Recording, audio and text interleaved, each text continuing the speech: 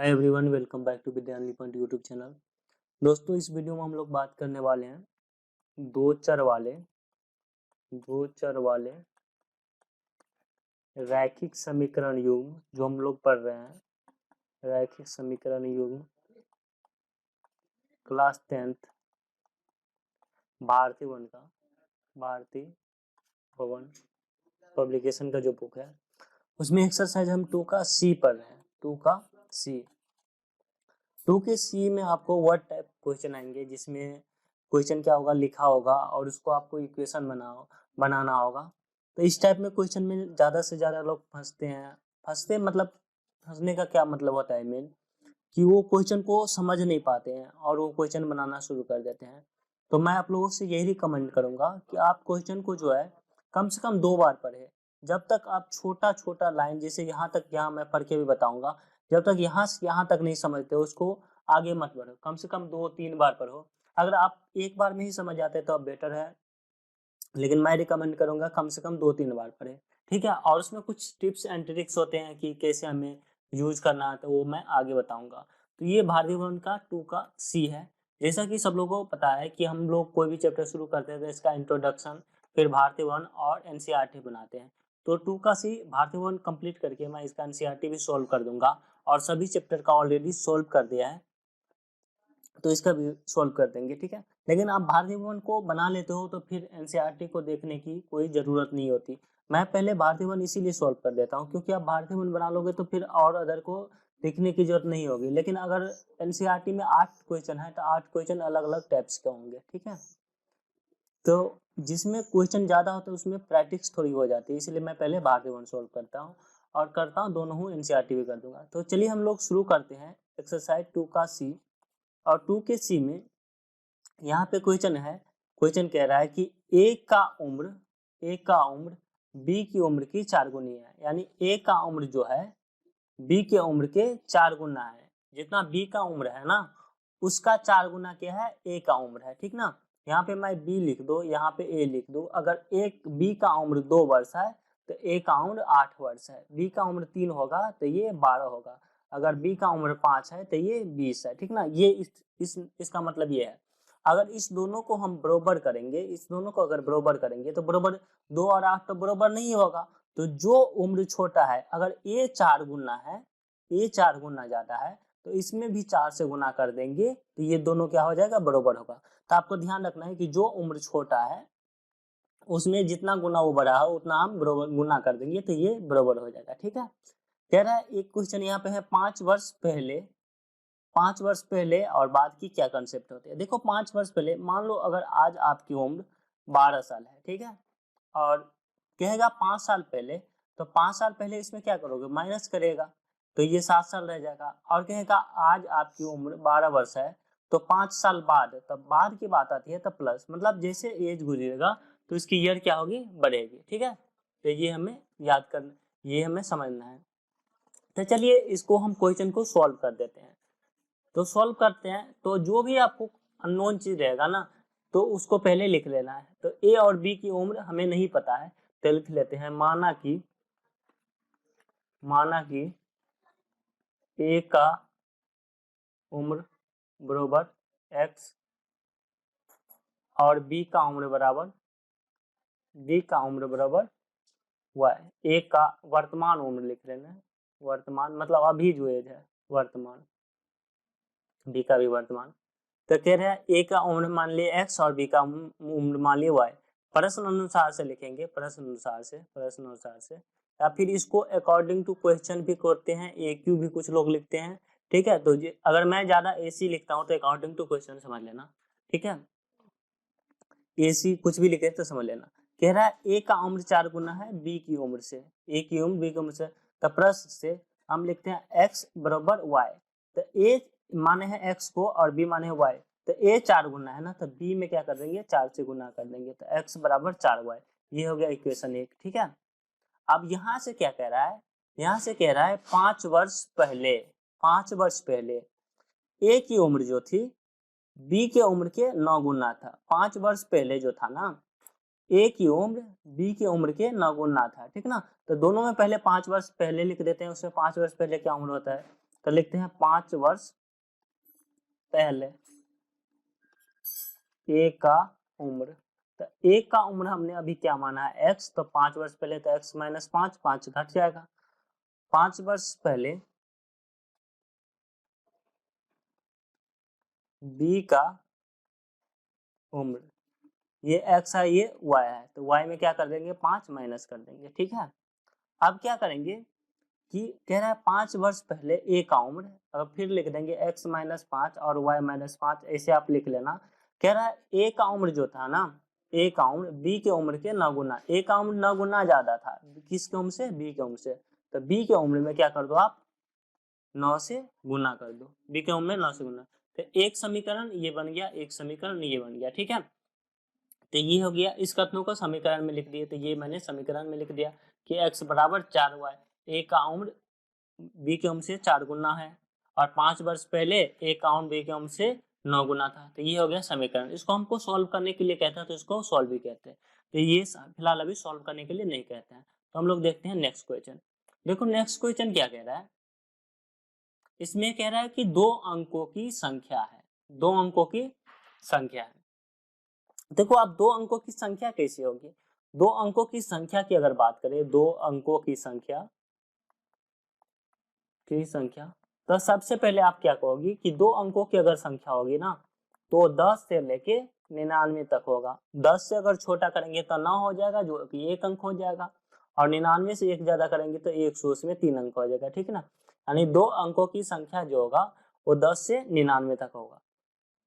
ठीक है, देखो अंक क्या होता है, संख्या क्या होता है, अगर 10 से 99, 10 भी 2 अंक है 99, अगर 99 जो है ना, 99 9 और 9 ये अंक है, ये 0 और 1 अंक है। ठीक है, अगर मैं 5 और 8 लिख देता हूँ 58, तो इसमें 8 अंक है और 5 भी अंक है, तो इसमें 2 अंक है। ठीक ना, अगर कहे अंकों का योग, 8 जो है इकाई अंक है और ये क्या है दहाई अंक है। ठीक ना, कहे अंकों का योग, तो यानी 5 + 8 को जोड़ने के लिए कह रहा है, तो 5 + 8 लेंगे, अंकों का योग इसमें दिया रहता है, तो ये रहता 13। ठीक है, तो हम इकाई अंक और दहाई अंक लिखते कैसे हैं। ठीक है, हम 2 अंकों की संख्या हो तो उसके स्टेटमेंट में कैसे लिखेंगे, चलो मैं समझाता हूँ।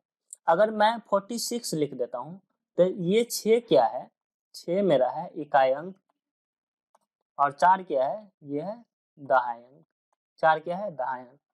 तो उसको पुराने के लिए क्या करो, दहाई में क्या करेंगे, 10 को 4 से गुना करेंगे प्लस 6 लिखेंगे, यानी तब होगा 10 4 40 और 6 46। अगर मैं 54 लिख देता हूँ, तो 10 में किससे गुना कर देना होगा, 5 से और प्लस 4 लिख देना, ये मेरा हो गया इकाई अंक और ये हो गया दहाई अंक। ठीक ना, तो इसमें दहाई में क्या करते हैं 5 से गुना कर देते हैं और इकाई में इकाई जो होता है वो जोड़ देते हैं। यानी कि अगर मैं लिखूं, अगर किसी संख्या को मैं अगर संख्या हमें पता नहीं रहेगा, तो इकाई अंक अगर मैंने इकाई अंक अगर x मानते हैं और दहाई अंक y मानते हैं, तो हमें संख्या जो लिखना होगा ना, तो दहाई में क्या करते हैं, जो भी दहाई संख्या, देखो 10 यहाँ 5 था दहाई अंक, तो 5 में 10 से गुना कर दे, तो संख्या कैसे बनेगा, तो 10 यहाँ दहाई अंक y है, तो 10y + x होगा, तो संख्या कुछ इस तरह का होगा। अगर इकाई अंक क्या माने x और दहाई अंक y, अगर मैंने इकाई अंक p माना, इकाई अंक अगर मैंने p माना और दहाई अंक मैंने क्या माना, q माना, तो इसका संख्या हमें कहेगा, तो 10 में 10 गुने क्या कर देंगे q, और प्लस इकाई अंक क्या कर देंगे जोड़ देंगे, तो ये हो जाएगा संख्या।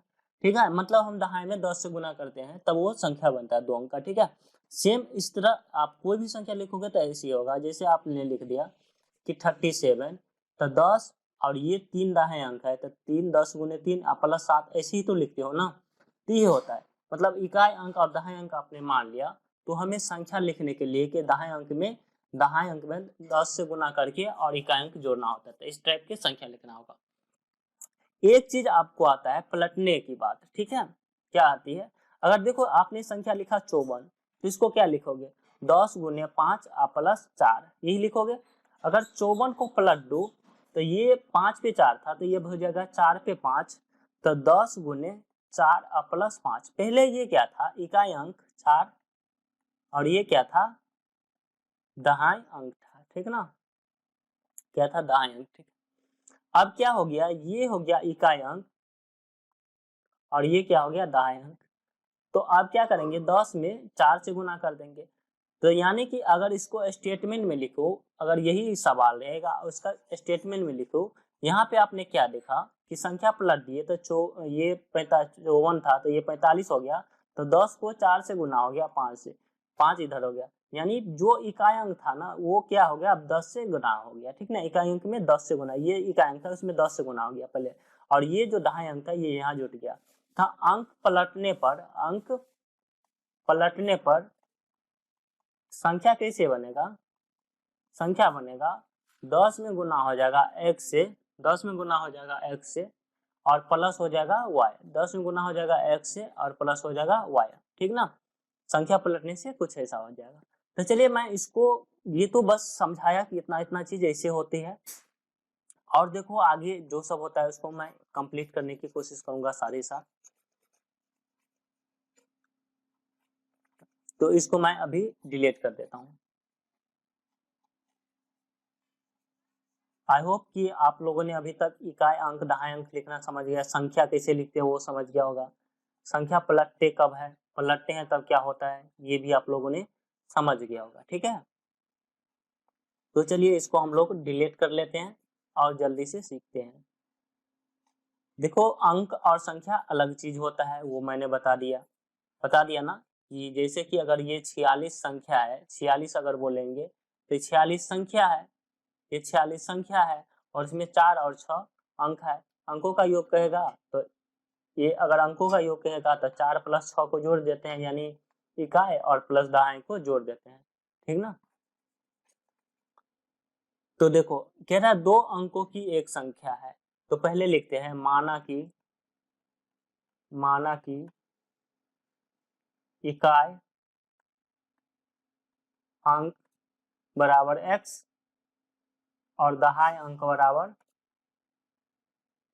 बराबर y। संख्या कैसे बनेगा, संख्या बनेगा दहाई अंक में 10 में y से गुना कर देंगे, ये बन गया संख्या। अब कह रहा है अंकों का योगफल, इसका मतलब क्या रहा है, अंकों का योगफल 6 है, यानी अगर 5 और 8 है तो ये 58 है ना, तो 5 और 8 को जोड़ना है, इकाई और दहाई को, तो अंकों का योगफल का जब भी कहे तो x और y को जोड़ देना है, ठीक ना।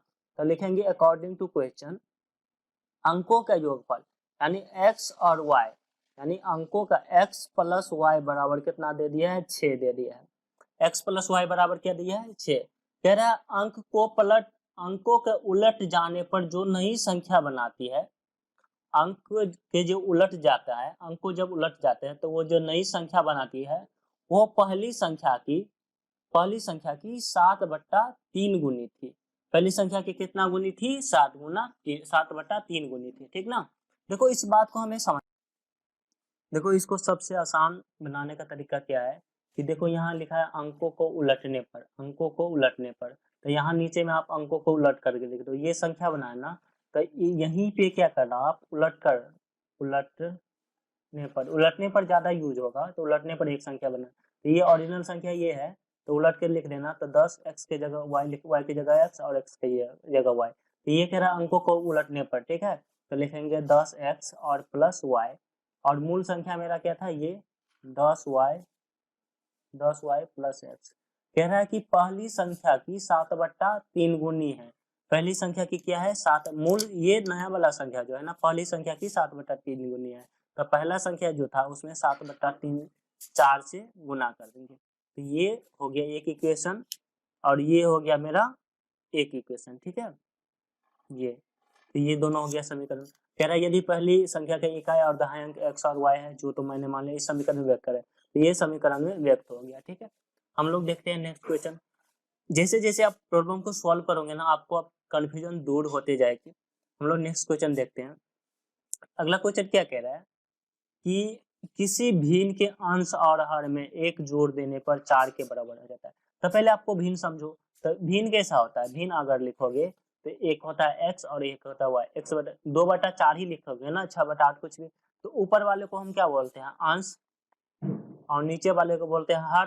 तो अंश बटा हर जो होता है वो हो जाता है भिन्न। अगर इस भिन्न में हम करेंगे तो ये हो जाएगा अंश, और नीचे क्या हो जाएगा, हर हो जाएगा। तो अंश बटे हर। अगर कंफ्यूजन हो हर ऊपर होता है या नीचे हर होता है, अंश कहाँ होता है, तो ध्यान रखना। देखो हर, हर मतलब हर को आप हल कहो, तो किसान हल कहाँ जोतता है, नीचे में, तो जमीन में। तो नीचे में क्या होता है, जमीन में, खेत में ही जोतता है ना, तो नीचे में। तो हल क्या होता है, नीचे। अंश देखो, आदमी जब मर जाता है तो उसका अंश कहाँ जाता है, ऊपर। तो अंश ऊपर होता है और हल क्या होता है, नीचे होता है। ठीक है, इस तरह से आपको याद है। कह रहा है किसी भिन्न के अंश और हर में एक जोड़ देने पर, यहाँ इतना समझो, किसी भिन्न के अंश में, अंश और हर, यानी अंश में और हर में दोनों में एक जोड़ देंगे तो किसके बराबर हो जाएगा, 4 के बराबर। तो पहले भिन्न मान लेते हैं, पहले मान लेते हैं हम अंश। माना कि अंश बराबर, भिन्न मानने के अंश और हर मानना होगा, अंश बराबर भी x और हर बराबर y। तो भिन्न बराबर क्या हो जाएगा, भिन्न बराबर हो जाएगा अंश बटा हर, तो x बटे y। ठीक है, अब कह रहा है प्रश्न से, अकॉर्डिंग टू क्वेश्चन भी कह सकते हैं। कह रहा है कि अंश और हर में, अंश और हर में, अंश और हर में एक जोड़ देते हैं। तो x में एक जोड़ दिया और y में भी, हर में भी एक कह रहा था, हर में भी एक जोड़ दिया, तो वो 4 के बराबर हो जाता। तो बराबर लिख देंगे 4।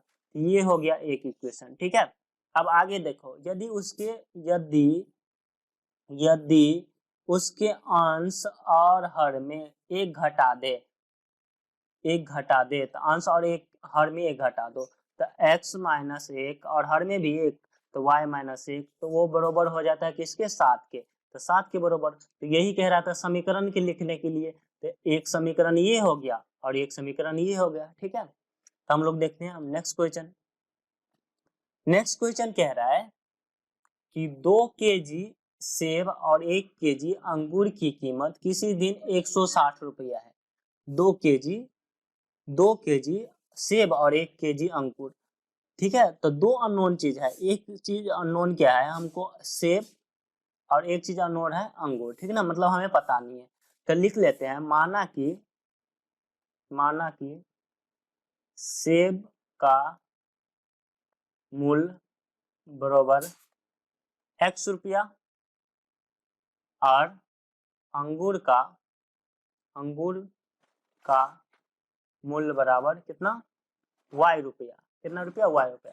तो कह रहा है 2 केजी, यहाँ पे कह रहा था कि 2 केजी सेब लिया और 1 केजी अंगूर लिया, तो कीमत किसी दिन 160 रुपया, मतलब ये दोनों लिया तो इसको कितना देना पड़ा, 160 रुपया। तो हम लिखते हैं सेब का मूल्य है x, तो 2 केजी लिया तो x में 2 से गुना कर देंगे, तो 2x प्लस, और क्या लिया, 1 केजी अंगूर, तो अंगूर का मूल्य कितना, अंगूर का मूल्य, अंगूर y रुपये प्रति केजी, आप समझ लो ना, मतलब 1 केजी का। ठीक ना, ये भी प्रति केजी, 1 केजी का। ठीक ना, तो अंगूर कितना लिया, 1 केजी, अंगूर का मूल्य y रुपये के लिए, तो y, और एक आगे में लिखे नहीं लिखे, तो 2 केजी सेब लिया, 1 केजी अंगूर लिया, तो इसका दाम कितना देना पड़ा, 160 रुपया। ठीक है, एक महीना बाद जाता है और 4 केजी क्या लेता है, सेब।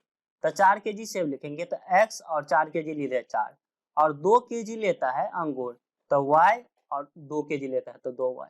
तब कितना उसको देना पड़ता है, 300 रुपया। तो एक इक्वेशन ये हो गया, एक इक्वेशन ये हो गया।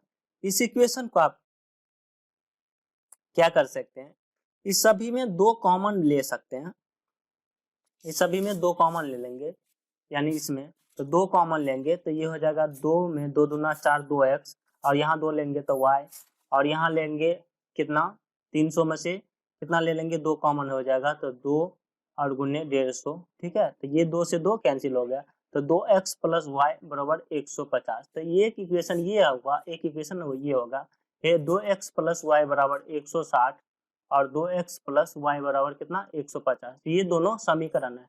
कह रहा है कथनों को समीकरण में लिख दी, तो समीकरण में लिख दिया। कह रहा है आलेखीय प्रदर्शन भी करे, तो इसका ग्राफ भी हमको बनाना है। तो ग्राफ बनाएंगे तो ये लिखेंगे 2/2, 1/1 बराबर 160/150। ये दोनों a1/a2 बराबर b1/b2 not equal to c1/c2। इस टाइप के ग्राफ को बोलते हैं विरोधी समीकरण। विरोधी समीकरण के कोई हल नहीं होते हैं, यानी ग्राफ क्या होगा, एक दूसरे के समांतर होगा। इसको और इससे आप दो टेबल बना लेना और दोनों टेबल पे वैल्यू पुट करके मान निकाल लेना और इसका ग्राफ ड्रॉ कर लेना, ठीक ना। हमने पिछले चैप्टर में पूरे ग्राफ के बारे में ही पढ़ा है, इसलिए मैं इसका ग्राफ ड्रॉ नहीं कर रहा हूँ, ठीक है। आप लोग इसका कर। अब हम लोग नेक्स्ट क्वेश्चन देखते हैं। क्वेश्चन नंबर 5 कह रहा है कि दो संख्याओं का योगफल। देखो दो संख्या का योगफल है। देखो यहाँ पे ये नहीं दिया है कि दो संख्या जो है ना एक अंक का है या फिर दो अंक का है या तीन अंक का है। जब हमें दो अंकों का संख्या रहेगा तो उसको हम क्या करेंगे, पहले लिख लेंगे एक्स और वाई, लेकिन यहाँ पे ये डिनोट नहीं किया है, तो हम एक संख्या को मान लेंगे। माना कि एक संख्या बराबर एक्स, माना कि एक संख्या बराबर एक्स और दूसरी संख्या बराबर मान लेंगे, उस टाइम में दूसरी संख्या बराबर मान लेंगे वाई, ठीक ना। कह रहा है दो संख्या का योगफल, मतलब x और y दोनों को जोड़ देंगे तो 50 होगा। तब प्रश्न से दो संख्या का योगफल ना, तो एक संख्या को x माने दूसरे संख्या को y, तो दोनों का योगफल कह रहा था x प्लस वाई बराबर 50, ठीक है। इसमें कह रहा है उनमें से एक संख्या जो है ना, एक संख्या पहली संख्या जो है दूसरी संख्या की, एक संख्या दूसरी संख्या की 7/3 गुनी है। तो लिखेंगे एक संख्या x बराबर पहले लिख लेंगे y और पहले संख्या की दूसरी संख्या क्या है 7/3 गुनी है। पहली संख्या दूसरी संख्या क्या क्या है, इनमें से एक संख्या दूसरी संख्या के क्या है 7/3 गुनी है, ठीक है। तो इसको आपको क्या करना है, देखो एक संख्या उसमें से एक संख्या जो है ना दूसरी संख्या की 7/3, मैंने पिछले क्या समझाया कि एक संख्या दूसरी संख्या की 3 गुनी है, अभी समझा था, ठीक ना। तो एक संख्या दूसरी संख्या की 3 गुनी है, इसका मतलब दूसरी संख्या 2 है तो तीसरी संख्या 6 है। तो इसमें हमें क्या करना होता है, दूसरी संख्या में 3 से गुना कर देना होता है। तो सेम यही कह रहा है, एक संख्या दूसरी की 7/3 गुनी है, तो इसमें से 7/3 को यहाँ पे गुना कर दो, तो x बराबर कितना हो जाएगा 7/3 y। इसको बना लो समीकरण 1 और इसको बना लो समीकरण 2, ठीक है। अब इसको सोल्व कर लो, करेंगे इसमें x का मान समीकरण 1 में रखने पर, ठीक है। तो x प्लस वाई बराबर कितना है 50, तो x का मान रखेंगे कितना 7/3 y प्लस वाई बट्टा 1 बराबर कितना 50। इसको आप सोल्व करोगे तो ये हो जाएगा कितना, ये हो जाएगा 3, तो ये हो जाएगा कितना 7, 3 एका 3 तो ये 7 वाई, 1 तिया 3 और ये हो जाएगा 1 तिया 3 तो 3 वाई और ये हो जाएगा कितना 50। अब इसको क्रॉस गुना कर दोगे तो ये हो जाएगा कितना 7 3 10 वाई बट्टा 3 बराबर कितना 50, तो 10 वाई और इसको क्रॉस गुना कर दो, 50 को 3 से गुना कर दोगे तो ये 150, तो यहाँ से यहाँ कटेगा तो y का वैल्यू कितना हो गया 15, y का वैल्यू हमको कितना आ गया 15, ठीक ना। तो y का वैल्यू 15 आ गया, तो इससे x का मान निकाल लो, y का वैल्यू 15, तो y का मान समीकरण 1 में रखने पर, तो x प्लस वाई बराबर क्या रहा था 50, तो y बराबर 15 है, तो x बराबर कितना हो जाएगा, तो 50 में से क्या हो जाएगा ये 15 इधर जाएगा तो माइनस, तो x बराबर 50 में से 15 गया कितना 35, ठीक ना। तो एक संख्या हमें निकला 35 और दूसरा संख्या मुझे निकला एक, x बराबर निकला 35 और y बराबर कितना निकला 15, ठीक है। अब देखो ये जो बात है ना ये सही है या फिर गलत है, इसको कैसे चेक करेंगे। तो पहले मेरा इक्वेशन कह रहा था कि दोनों संख्या का योग कितना है 7/50 है, तो देखो 35 15 को जोड़ दो 50 हो जाएगा। पहला बात कह रहा है पहली संख्या जो है ना दूसरी संख्या की 7/3 गुनी है, तो यहाँ लिखेंगे 35 और यहाँ लिखेंगे कितना 15, ठीक है। तो इसमें दूसरी संख्या में क्या करो आप 7/3 से गुना कर दो, तो ये 35 आना चाहिए, तो 3 पंचे 15, तो 35 बराबर 35, यानी दोनों बात बरोबर है। इसका मतलब ये मेरा इक्वेशन सही है, ठीक है। अब हम लोग नेक्स्ट क्वेश्चन देखते हैं। देखो आप लोग को ये ध्यान रखना है इस सवाल में कि दो संख्या दिया हो ना, अगर अंक नहीं दिया हो तो पहले संख्या को माना कि पहली संख्या x मान लेना, माना कि पहली संख्या बराबर x और दूसरी संख्या बराबर कितना है, दूसरी संख्या बराबर लिखना y। कह रहा है इसकी दो संख्याओं का अंतर, मतलब दो संख्या को घटा के 4 आ रहा है, तब प्रश्न से अकॉर्डिंग टू क्वेश्चन आप कर देना कि x माइनस वाई बराबर 4 आ रहा है, ठीक है। और कह रहा है जोड़ के योगफल कितना आ रहा है 6, तो दोनों संख्या को जोड़ देंगे तो 6 आ जाएगा, ठीक है। तो कह रहा है संख्या निकाले, तो ये इस इक्वेशन को, ये इक्वेशन फर्स्ट हो गया, ये इक्वेशन सेकेंड हो गया, तो लिखेंगे समीकरण एक एवं समीकरण 2 से x माइनस वाई बराबर 4 और x प्लस वाई बराबर कितना 6, इसको सॉल्व करेंगे तो ये माइनस, तो 2x बराबर कितना हो जाएगा 10, इसको सॉल्व करो तो ये 2 पंचे 10, तो x बराबर कितना 5 आ गया, x का वैल्यू कितना आ गया 5 आ गया। तो x का मान समीकरण किसी में भी रख दो, 1 2 में, समीकरण 1 में रखने पर, चलो 1 में रख देते हैं, ठीक है। तो x माइनस वाई बराबर कितना है 4, तो x का मान 5 माइनस वाई बराबर कितना 4, तो माइनस वाई बराबर 4 और इस 5 को बराबर के इधर ले जाओ, तो 4 माइनस 5, तो माइनस वाई बराबर माइनस 4 में से 5 गया माइनस 1, तो 4 में से 5 गया कितना हो गया माइनस 1, तो 1 से कैंसिल, तो y का वैल्यू कितना आ गया 1, यानी x बराबर 5 आया और y बराबर 1 आ गया, ठीक ना। हम इसको चेक कैसे करेंगे कि ये मेरा आंसर सही है, देखो 2 अंकों की संख्या या 4 अंकों की संख्या नहीं थी, तो यहाँ पे 2 संख्या केवल था, तो देखो यहाँ 5 15, तो अंकों की कोई वैल्यू ही नहीं है, मतलब कोई बात कह ही नहीं रहा कि कितने अंक की संख्या है, मतलब ये भी एक संख्या, ये भी संख्या, ये कितने अंक की 1 अंक की, तो ऐसा कुछ लिखा नहीं था 2 अंक की, तो इसलिए हम 2 अंक नहीं मान। अब इसको हम चेक करेंगे कि दो संख्याओं का अंतर, तो 5 में से 1 घटा दो तो ये 4 हो जाएगा, कह रहा योगफल और 5 और 1 को जोड़ दो तो ये 6 हो जाएगा, तो इस तरह से मेरा आंसर क्या है सही है, इस तरह से चेक किया जाता है। चलिए हम लोग इसका नेक्स्ट देखते हैं, नेक्स्ट क्वेश्चन। देखो इसका नेक्स्ट क्वेश्चन कह रहा है कि एक संख्या दूसरी की 3 गुनी है, पहला जो संख्या है ना, पहली संख्या जो मानेंगे वो दूसरा संख्या के 3 गुनी है, अगर दूसरा संख्या अगर 4 है तो पहला संख्या कितना होगा, 12 होगा, यानी इस दोनों को इक्वल करने के लिए दूसरा संख्या में 3 से गुना करना होगा, ठीक है। तो लिखेंगे पहले माना कि इकाई अंक बराबर x और दहाई अंक बराबर सॉरी वेरी बिग सॉरी, क्योंकि इकाई अंक दहाई अंक की हमें जरूरत ही नहीं थी, क्योंकि 2 संख्या दिया था, ये नहीं कहा था कि एक संख्या और 2 संख्या दूसरी संख्या, ठीक ना, ये नहीं कहा था 2 अंक की संख्या है। तो लिखेंगे माना कि एक संख्या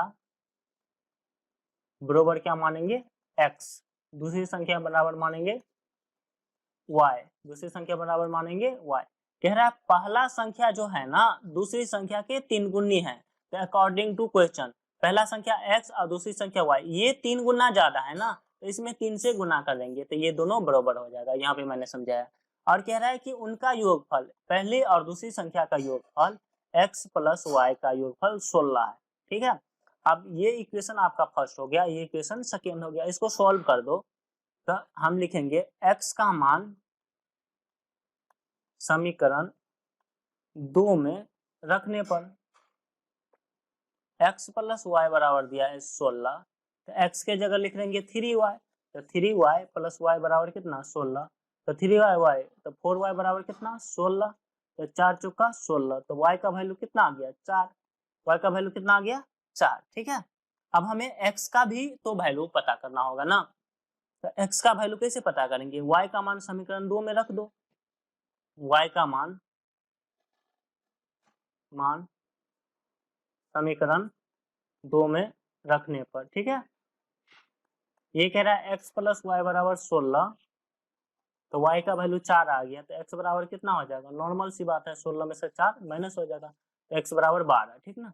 तो x बराबर 12 और y बराबर, अब चेक करते हैं, कह रहा है कि एक संख्या जो पहला संख्या x है दूसरी संख्या की 3 गुनी है, तो ये 12 ये 4 का 3 गुना है ना, और उनका योगफल 16 है, तो 12 और 4 16 है, यानी ये मेरा आंसर, ठीक है। तो इस वीडियो हम लोग यहीं तक रहने देते हैं, अगर आपको वीडियो अच्छा लगा तो वीडियो को लाइक कर दीजिए, चैनल को अभी तक सब्सक्राइब नहीं किया है तो चैनल को सब्सक्राइब कर दीजिए, अपने दोस्तों के साथ शेयर कर दीजिए। कोई भी क्वेश्चन में प्रॉब्लम आती है तो हमारे किसी भी सोशल साइट पे भेज सकते हैं, फेसबुक, व्हाट्सएप, टेलीग्राम। मैं ज़्यादा प्रेफर करूँगा कि टेलीग्राम पे आप लोग भेजें, क्योंकि वो इसमें मैं ज़्यादा जल्दी रीड कर लेता हूँ। और आपके लिए आप सभी के लिए मैंने एक वेबसाइट बनाई है www.vidyanlypoint.com, जिसमें आपको भारतीय भवन एनसीईआरटी के सभी ऑब्जेक्टिव सब्जेक्ट के क्वेश्चन जो बोर्ड के लिए इम्पोर्टेंट है, सभी आपको लिए इम्पोर्टेंट है, वो इस वेबसाइट पे मिल जाएगा। इसका लिंक वीडियो डिस्क्रिप्शन में दिया है, तो जरूर एक बार वेबसाइट को विजिट कीजिएगा कोई भी क्वेश्चन के लिए। ठीक है, मिलते हैं हम लोग